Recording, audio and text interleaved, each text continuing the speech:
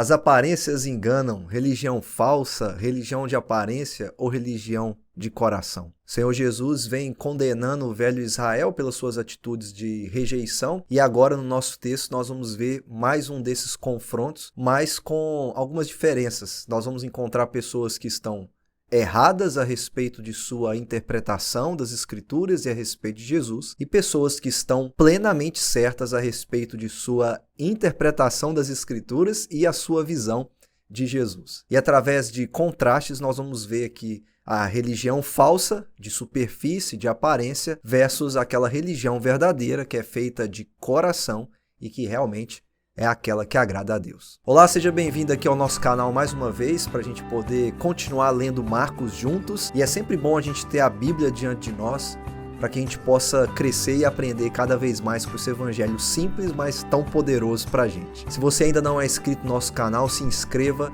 deixa também o seu gostei. E se você já está conosco aqui desde o início, deixa também o seu comentário aqui para eu saber que você está nos acompanhando. E você também pode compartilhar esse vídeo com alguém, para que assim a palavra de Deus possa se espalhar cada vez mais. E como sempre, é muito importante que você pause esse vídeo e leia o texto, que está no Evangelho de Marcos, no capítulo 12, do versículo 18 até o versículo 44. Faça a sua leitura, tire um tempo de oração, grife as palavras e frases que chamem a sua atenção, faça as perguntas simples para o texto, para que você encontre as respostas no texto, e depois que você fizer tudo isso, volta aqui que eu vou estar te esperando para nós lermos a Bíblia juntos.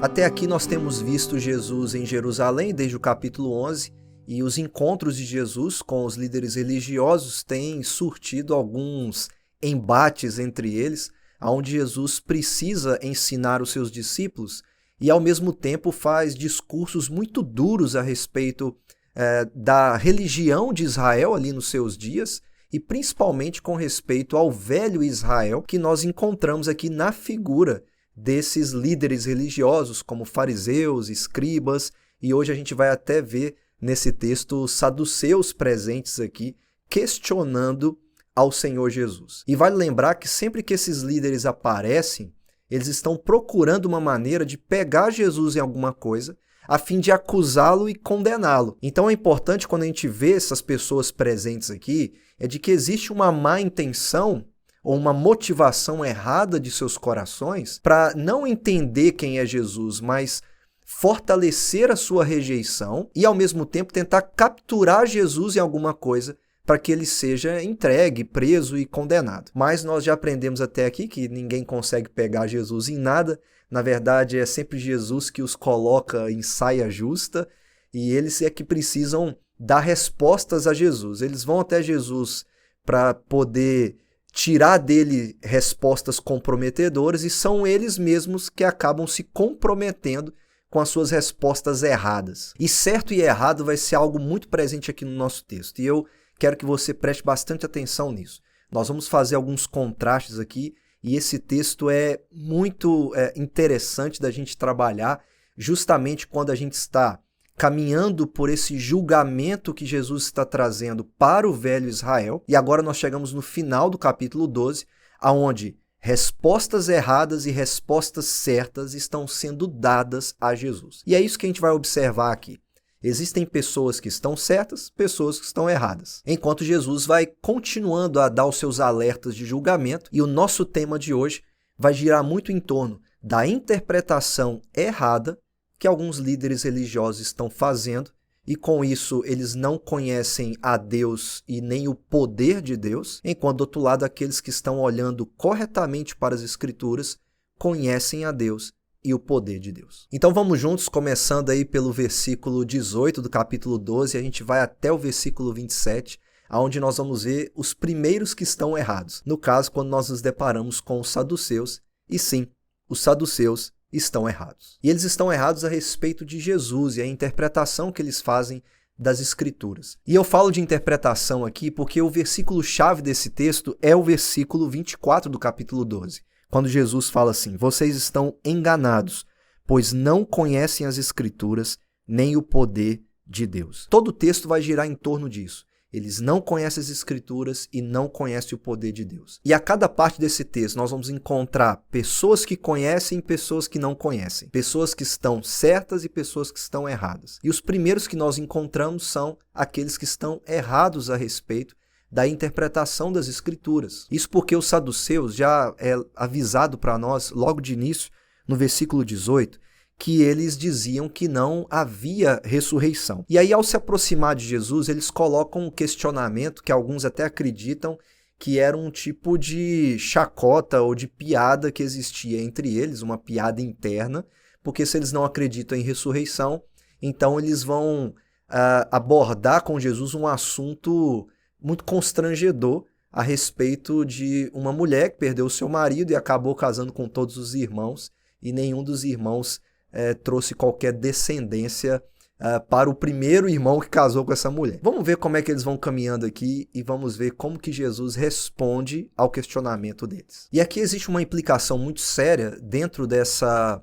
negação dos saduceus para com a ressurreição, porque se Jesus vem falando até aqui sobre o julgamento daqueles que o rejeitam, dizer que a ressurreição não existe é dizer também que o julgamento de Jesus não existe. Por isso a seriedade do que os saduceus estão fazendo, pois ao negar a ressurreição, eles estão negando o próprio poder e autoridade de Jesus para julgar aqueles que o rejeitam. E para fazer isso, então, eles contam uma história. E a história deles está baseada no levirato que nós encontramos no Antigo Testamento. Isso eles vão até Deuteronômio, capítulo 25, do versículo 5 a 10, aonde se um homem casa com uma mulher e ele morre, o seu irmão, então, casa com a viúva do seu irmão, para que ele possa, então, dar descendência a seu irmão, ou seja, uma continuidade do nome de seu irmão. O levirato é para assegurar isso, para que a família tenha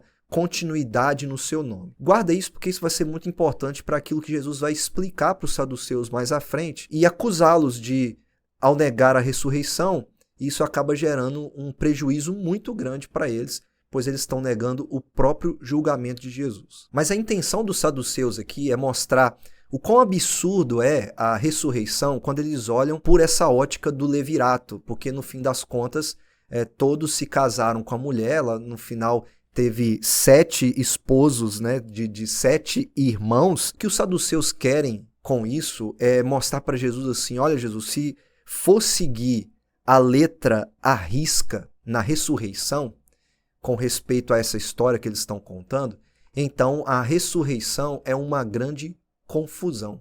Porque afinal de contas, quem será o esposo dessa mulher? E de novo, eles estão querendo pegar Jesus, porque se Jesus na maneira como ele responde a eles, ou ele nega a lei ou ele nega a ressurreição. Então, novamente, eles estão tentando de alguma maneira colocar Jesus em uma situação constrangedora, onde ele provavelmente, né, ou pelo menos na cabeça deles, não vai conseguir dar a resposta que eles esperam, ou que ele dê uma resposta errada para que eles tenham razões para assim condená-lo por causa de suas palavras. Mas, novamente, não é Jesus que é pego, são eles que são pegos. E depois dessa história que eles contam até o versículo 23, Jesus então fala isso no versículo 24, que é o nosso versículo-chave. Vocês estão enganados.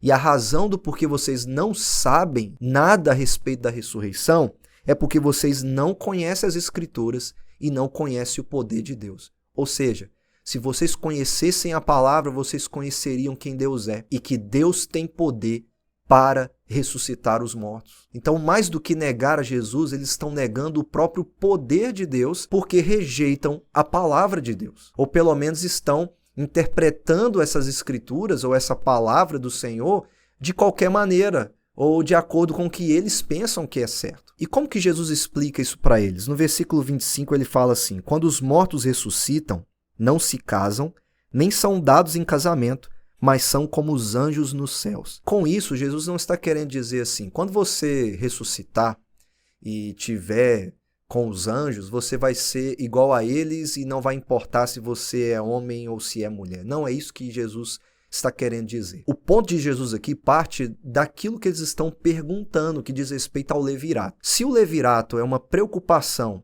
para que o nome tenha continuidade, ou no nosso caso a gente diria assim, para que o meu sobrenome tenha uma continuidade, o que Jesus está dizendo é, no céu, para onde os que creem vão, eles não precisam se preocupar com isso. A necessidade de passar o nome para frente, de passar o sobrenome para frente, não existe nessa realidade. Porque o que diz respeito agora a essa vida que Jesus está falando é a eternidade, não é essa vida passageira como a nossa, que a gente acha que se resume no nome que eu passo para frente ou naquilo que eu entrego para a minha descendência. Não é isso. Então Jesus está dizendo assim, não há necessidade de que o seu sobrenome continue, mas vocês serão como os anjos nos céus. Então eles não se casam e nem são dados em casamento. E Jesus baseia tudo isso na própria pergunta que eles fizeram. E a segunda coisa que Jesus faz está no versículo 26, quando ele diz, quanto à ressurreição dos mortos, vocês não leram no livro de Moisés, no relato da sarça, como Deus lhe disse, eu sou o Deus de Abraão, o Deus de Isaque e o Deus de Jacó? No versículo 27, Jesus complementa, ele não é Deus de mortos, mas de vivos. Vocês estão muito enganados. Novamente, Jesus fala, vocês estão enganados. A razão do porquê vocês não creem na ressurreição é porque vocês vivem enganados com respeito às Escrituras e não conhecendo o poder de Deus. E ao citar Moisés, o encontro de Moisés com Deus na sarça, Jesus lembra, vocês não lembram que Deus falou, sou Deus de Abraão, Isaque e Jacó? Deus não é Deus de mortos. Deus é Deus de vivos. Jesus está falando que Deus falou com Moisés no presente. Na economia de Deus, Abraão, Isaque e Jacó estão vivos. E a única maneira de entender isso é com base na ressurreição futura. Se os saduceus, ao rejeitarem a ressurreição, estão rejeitando o julgamento, eles também estão rejeitando a vida eterna. Pegue, por exemplo, o que o apóstolo Paulo diz em 1 Coríntios 15, quando ele fala que se não há ressurreição, vamos comer, vamos beber, porque amanhã nós vamos morrer. Vamos curtir a vida, porque não faz nenhum sentido a nossa vida se não há esperança alguma de vida pós-morte ou de vida eterna. Se Cristo é aquele que ressuscitou dos mortos para nos dar a vida, então a esperança de vida eterna existe. Os saduceus, eles correm um grande perigo por não conhecer as Escrituras e não conhecer o poder de Deus para a ressurreição dos mortos, porque eles negam o julgamento e negam também a vida eterna. E com isso, existem implicações eternas para aquilo que os saduceus estão fazendo, de que a rejeição deles, a maneira como eles estão enganados a respeito da palavra e a respeito de Jesus, assim como Jesus falou com os fariseus, com os mestres da lei, de que tudo que lhes resta é o julgamento, se eles continuarem em sua rejeição deliberada a Jesus. Veja que nós temos os que não conhecem e por isso não experimentaram ou não experimentarão o poder de Deus. Negar a ressurreição é negar o julgamento de Jesus. Negar a ressurreição também é negar a única esperança de vida que qualquer pessoa pode ter quando crê no Senhor Jesus Cristo. Os saduceus revelam a incapacidade do velho Israel de ouvir a Jesus, porque eles não têm ouvidos para ouvir as palavras de Jesus. Eles estão enganados porque não conhecem as Escrituras e, por isso, nem mesmo conhecem o poder de Deus. Mas há esperança dentro desse velho Israel que é julgado por Jesus quando nós saímos dos saduceus que não conhecem para um escriba que conhece. Quando nós começamos a partir do versículo 28 até o versículo 34 e encontramos um escriba que está certo. E tudo começa com o escriba fazendo uma pergunta para Jesus. E a pergunta dele é bem interessante no versículo 28, porque é uma pergunta muito simples, mas que vai gerar um ensino muito importante para nós. Ele diz assim, de todos os mandamentos, qual é o mais importante? E Jesus responde com base em Deuteronômio 6 e também Levítico 19. Ouça, ó Israel, o Senhor nosso Deus, o Senhor é o único Senhor. Ame o Senhor, o seu Deus, de todo o seu coração, de toda a sua alma, de todo o seu entendimento e de todas as suas forças. O segundo é este, ame o seu próximo como a si mesmo. Não existe mandamento maior do que estes. O escriba, então, no versículo 32 diz, muito bem, mestre. E ele reafirma a resposta de Jesus, mostrando, sim, você está certo, Jesus. Diferente dos saduceus que estão querendo pegar em Jesus em alguma armadilha para que ele pudesse responder de maneira errada, o escriba fica encantado com a resposta e a sabedoria de Jesus. Mas há uma fala a mais naquilo que o escriba diz a Jesus e que é muito importante para o texto como um todo. Quando ele fala no final do versículo 33, mais importante do que todos os sacrifícios e ofertas. Isso é importante no texto porque o escriba, ele está dando o primeiro passo para entender que uma religião que não é acompanhada de coração é apenas aparência. A gente vai ver isso na figura dos ricos que estão depositando as ofertas e a viúva pobre que dá tudo que tem. A gente vai ver isso no final do texto. Por que isso aqui é importante?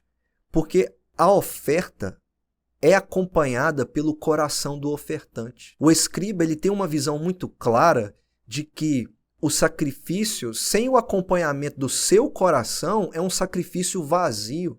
Ele é inútil. O sacrifício ele só tinha utilidade, ou a oferta só tinha utilidade se o ofertante depositasse ali também o seu coração, crendo que aquele sacrifício iria redimi-lo e salvá-lo dos seus pecados. O escriba ele está dando o primeiro passo para entender que apenas a aparência não é o bastante para uma religião que seja verdadeira e que agrade a Deus. Então nós saímos de pessoas que não conhecem, que estão enganadas, para um homem que mostra conhecer e mostra não estar enganado com respeito às Escrituras e nem ao poder de Deus. Quando ele reconhece que um sacrifício sem a disposição do coração arrependido é inútil, é vazio. Porque a oferta e o sacrifício precisa ser acompanhada pelo coração do ofertante que ama a Deus com toda a sua força, com todo o seu entendimento, com todo o seu coração e que ama o próximo como a si mesmo. Então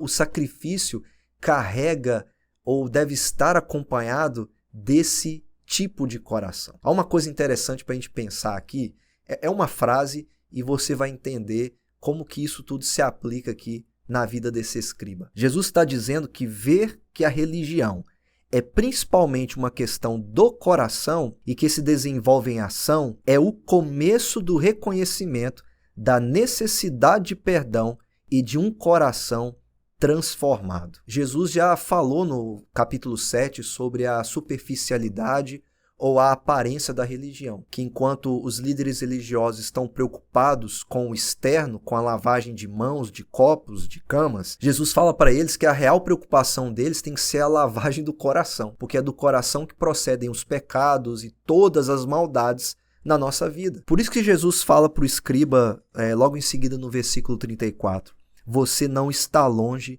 do reino de Deus. Reconhecer que a religião é uma coisa de coração é o começo para entender a sua necessidade de uma transformação interna, de uma transformação do coração, porque tudo começa de dentro para fora. Esse escriba está próximo do reino porque ele entendeu o que é mais importante, de que um sacrifício, uma oferta, uma religião sem o coração é vazio, é inútil. Os saduceus estavam errados, o escriba está certo. Ele não está enganado, mas ele está compreendendo que a religião é muito mais do que só a aparência, diz respeito ao coração. Mas nem tudo é tão bonito assim, porque a gente tem um escriba que está certo, mas do outro lado, ainda no capítulo 12, do versículo 35 até o versículo 40, nós encontramos escribas que estão errados. E aí, a partir do versículo 35,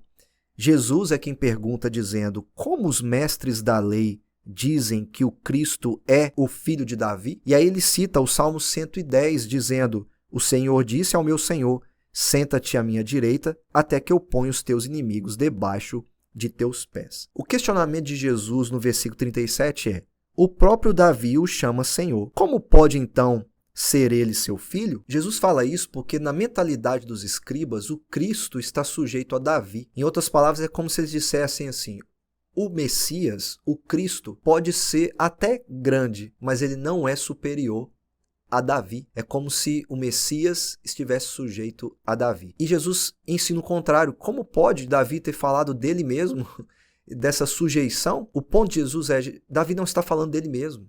mas está falando daquele que é superior a ele. Jesus não é um pouco maior que Davi.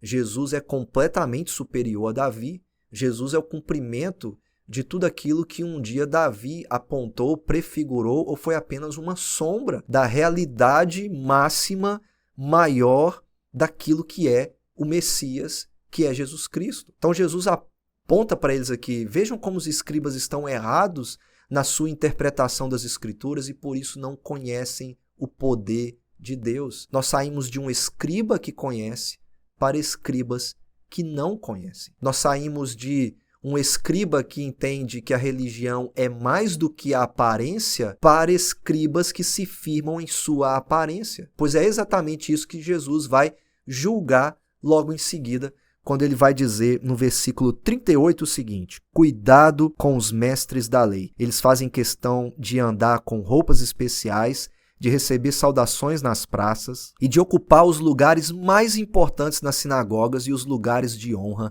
nos banquetes. Eles devoram as casas das viúvas e, para disfarçar, fazem longas orações. Eles estão enganados quanto às Escrituras, não conhecem o poder de Deus e vivem uma religião de aparência, uma aparência que engana. Jesus fala de andar com boas roupas, receber saudações nas praças. As pessoas, em certo sentido, têm um certo respeito ou até veneram esses homens e assumem os primeiros lugares nos banquetes e eles entram nas casas das viúvas e devoram tudo que elas têm. E a gente vai ver logo em seguida uma viúva pobre que dá a sua oferta e é tudo que ela possuía. E ela tem esses mestres da lei que deviam estar cuidando da lei, do cumprimento da lei, principalmente naquilo que se refere ao cuidado, com as viúvas, com os órfãos, se aproveitando delas e devorando suas casas. E quando eu falo que a aparência engana e que nós estamos saindo de uma religião de coração, ou pelo menos o começo de uma religião de coração com aquele escriba que estava certo, para uma aparência, porque o texto fala que Jesus diz para eles assim, para disfarçar, eles fazem longas orações. Eles entram na casa das viúvas que eles deveriam proteger. E para justificar o que eles fazem, eles espiritualizam tudo, fazendo longas orações para dizer, olha quão piedoso ele é.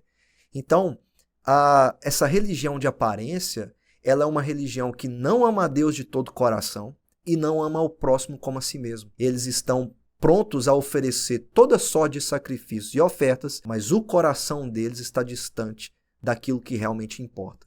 No fim das contas, suas ações, tudo aquilo que eles estão fazendo só de aparência, são coisas inúteis, não valem absolutamente nada para Deus. E o que Jesus tem a dizer para eles no versículo 40? Estes receberão condenação mais severa. Então, ele já falou de julgamento para o velho Israel, e ele diz assim, para esses que deveriam conhecer as Escrituras e viver a maneira das Escrituras, sofrerão condenação maior por estarem enganados a respeito das Escrituras, não viverem da maneira correta no que diz respeito às Escrituras. Eles não fazem o que é certo, eles estão enganados a respeito daquilo que é realmente certo e por isso receberão uma condenação mais severa.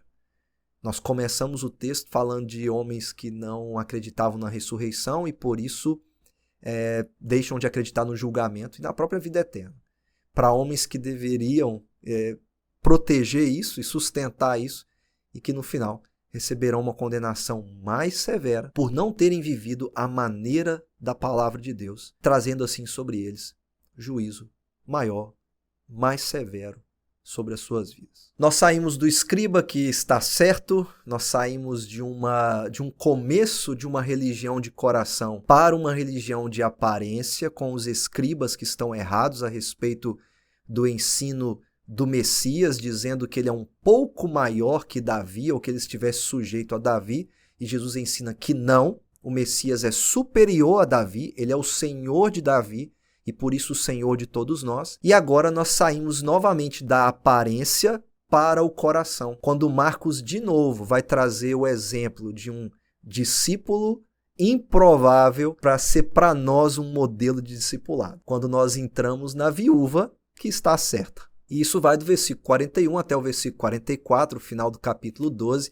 E esse texto é muito conhecido e ele, conectado a todo o restante do texto, faz muito sentido para a gente. E o texto começa no versículo 41, dizendo que Jesus estava sentado e ele fazia isso perto onde eram colocadas as contribuições, e ele faz uma coisa muito simples, ele observava. E ali você tinha as multidões trazendo e colocando naquele lugar de depósito de ofertas o seu dinheiro. E aí Jesus observa duas coisas. Primeiro, ainda o versículo 41, ele olha para os ricos, e os ricos lançavam ali grandes quantias. Mas no versículo 42, Jesus também observa uma viúva pobre. E essa viúva pobre, ela coloca duas pequeninas moedas, quase sem valor algum. E ela, então, também coloca no mesmo lugar que os ricos estão colocando a sua oferta. E aí vem, então, a declaração de Jesus no versículo 43. Afirmo-lhes que esta viúva pobre colocou na caixa de ofertas mais do que todos os outros. Pela aparência, talvez os discípulos julgariam que Jesus está errado. Quem colocou mais dinheiro foram os ricos, então é mais provável que eles sejam mais abençoados que a viúva e que eles estejam mais certos que a viúva, mas não é isso que Jesus observa. Se Jesus perguntasse aos discípulos quem fez mais ou quem fez melhor, os discípulos iriam julgar pela quantidade de dinheiro. Jesus está julgando pelo coração. Oferta sem o acompanhamento do coração do ofertante, ela é vazia. O grande problema que Jesus identifica aqui é os ricos estão dando sim uma quantia de dinheiro grande, mas eles dão do que lhes sobra. Jesus, ele olha para aqueles ricos e vê que eles não estão entregando como um sinal de dependência de Deus, mas eles estão dando o resto para Deus porque eles continuam confiando no montante maior que eles reservaram. Jesus não está olhando a quantidade de dinheiro, não é isso que impressiona Jesus. O que chama a atenção de Jesus quando ele observa é o coração. E ele olha para a viúva e fala, olha para a viúva, porque ela não está dando daquilo que lhe sobra. E mesmo que o dela seja pequeno, insignificante, ela está dando tudo o que tem. E olha o contraste fantástico aqui.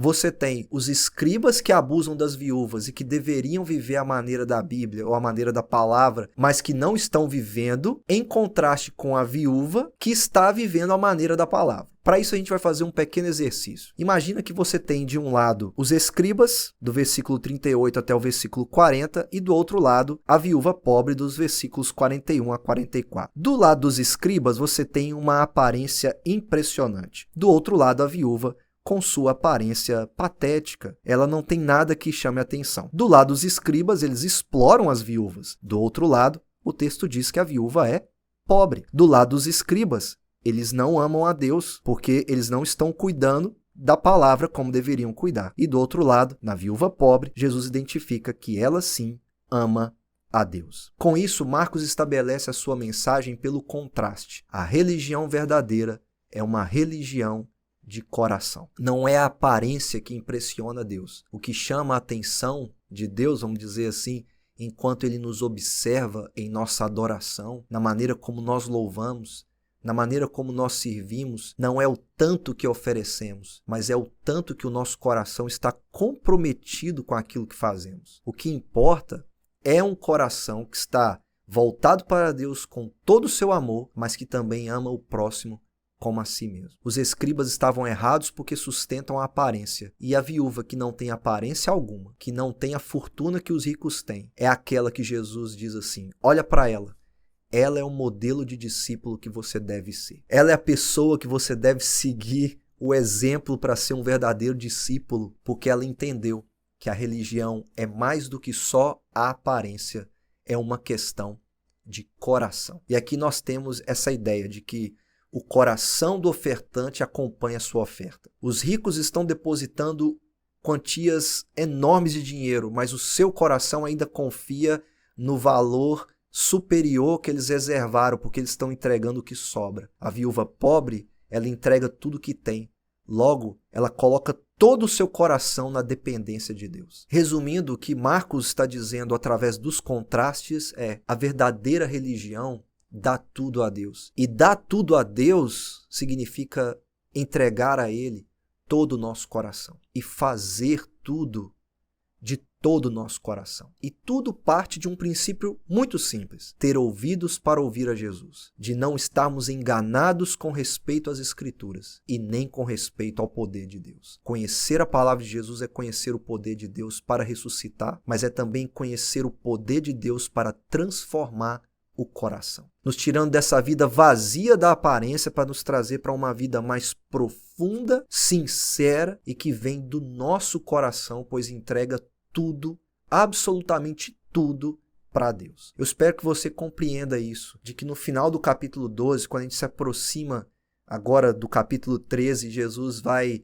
voltar o seu discurso para o templo e falar de julgamento, de juízo final mais uma vez, você perceba que não é aparência. Jesus não está observando a maneira como nós nos vestimos para ir para a igreja. Jesus não está observando se os instrumentos que nós usamos na hora do louvor são bons ou ruins. Jesus não está observando as ofertas e os dízimos e qualquer outra coisa que a gente está entregando. Jesus está observando o nosso coração. Ele conhece as nossas intenções e motivações. E tudo que fazemos para Ele, de todo o nosso coração, com toda a nossa força, deve ser feito com um coração disposto a se entregar completamente a Ele. O coração do ofertante acompanha a oferta que ele entrega, porque não é uma questão apenas de mostrar para os outros, mas é uma questão de Deus conhecer o meu coração. Deus está vendo